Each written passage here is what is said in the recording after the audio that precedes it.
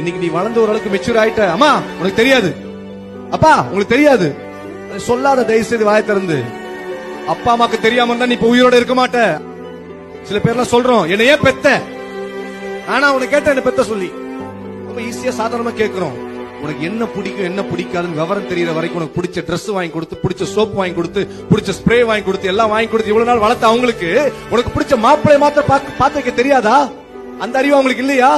அத்தனை நாள் வரைக்கும் அமைதியா இருந்தல, இப்போ ஒரு மெச்சூர் வந்ததுக்கு அப்புறம் எனக்கு இதுதான் பிடிக்கும், எனக்கு அவனை தான் பிடிக்கும், எனக்கு இவ்வளவுதான் பிடிக்கும்னு சொல்லி சொல்றதுக்கு உங்களுக்கு என்ன ரைட்ஸ் இருக்கு? சொல்லலாம், தப்பு கிடையாது. அம்மா எனக்கு பிடிக்கலமா சொல்லு. எடுத்தோடனே எடுத்தறிஞ்சு பேசாதீங்க. பேரண்ட்ஸ் எல்லாம் நல்லா புரிஞ்சுக்கங்க. வசனத்தை தெரிந்தவர்களே, கிறிஸ்தவர்களே, வசனம் சொல்லுது, பூமியிலே உன் ஆயுசு நாட்கள் நீடித்திருக்கும்படி உன் தாயும் தகப்பனையும் கனம் பண்ணுவாயாக என்பதே வாக்குத்தத்தம் நிறைந்த முதலாம் கற்பனை. ஒபீடியன்ஸ் இல்லன்னா முடிஞ்சு போச்சு உன் கதை.